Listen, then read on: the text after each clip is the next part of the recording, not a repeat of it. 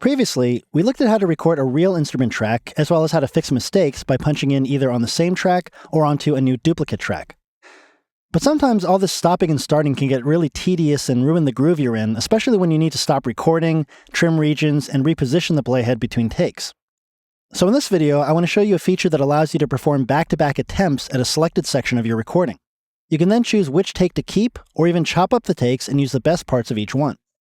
So I still have the rhythm guitar track we recorded in the previous movie here, and for this example, we're going to add a lead guitar over the intro. I've already created a second guitar track, and I've chosen a sound for it. Again, we can do this by going to the library with the track selected, and in this case, we've gone into Crunch Guitar and Broken Up Brit. All right, so to perform multiple takes in a row, we need to turn on our cycle region, which, as you recall, will loop the selected region over and over again during playback or recording. We last used this when we recorded software instruments in the previous chapter, but the cycle recording behaves differently when you're recording real audio. With a software instrument, you can do multiple passes and cumulatively build a single region into a complete part. But when recording a real instrument, each time the playhead loops back to the beginning, you'll be recording a brand new take. So I'll turn on the cycle region, and the first thing to do is to size the cycle region so it covers the portion we want the lead guitar on. Because this is the beginning of the song, I'll start the cycle region here at measure 1, where it already is, even though the part itself starts here on measure 3. That gives our guitarist more time to get ready between takes, rather than having to jump immediately into the next take. And then I'm going to stretch the end of the region, we'll say to measure 13. And that's a couple of measures beyond where the last note of the lead will be played, but again, this will give you more time to get ready. And I also want to make sure that I don't cut off any sounds if a note is being held out at the end of the lead. All right, so let's take maybe 4 or 5 passes at this. My guitar track is selected. Now, when the cycle region is on, it doesn't matter where the playhead is, since it will always jump back to the beginning of that cycle region. I will make sure that count-in is on, and that we have it set for 1 bar. So we'll hear a 4-bar count-in.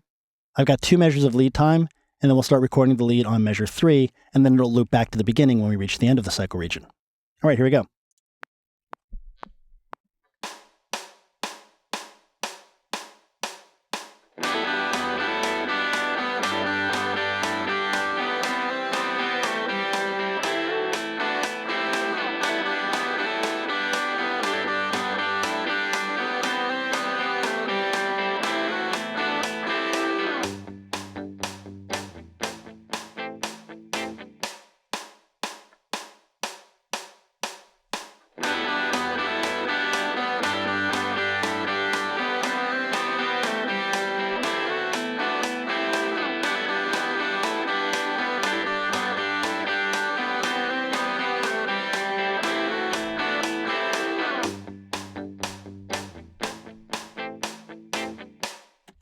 All right, so I think we got what we needed there. Now, you probably noticed that each time we cycled back to the beginning, a new region was created and it was numbered so we could see which take we were on. Let me move the playhead out of the way here. So by clicking that number, I can select any of the takes to listen to. So for example, maybe I thought that take 3 was the best one. I'll just select it so I can bring it up and review it.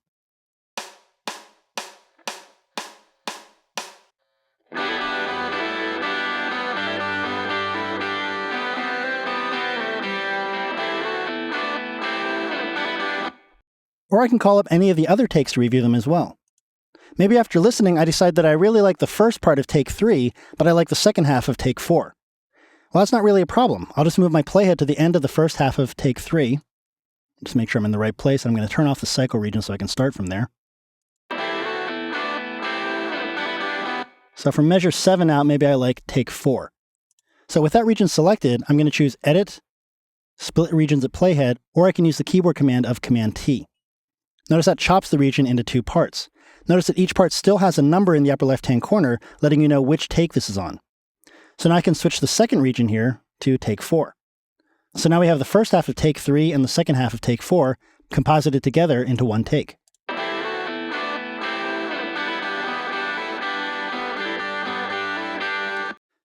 So just like that, we've combined the 2 parts. You can chop up your regions as much as you need to and composite together the best sections of each take. GarageBand will always keep those extra takes stored unless you deliberately delete them. So if space is an issue, you can go in and remove the unwanted or unused takes. You can either delete the take you currently have selected. For example, when I click the number 4 here, notice one of the options here is Delete Take 4. Now, because I split the region, doing so will only delete that section of the region, and Take 4 is still available here in the first section. but it's no longer available here. Let's undo that. Now you can also choose to delete all unused takes. So I can come in here and choose delete unused takes. Again, that will only remove the takes for that particular region though, so you'll have to go to each region and choose to delete unused takes to get rid of them all. But really, unless you're really hurting for hard drive space, there's no harm in keeping the unused takes, which might be good if you ever change your mind. So there you have multi-take recording here in GarageBand.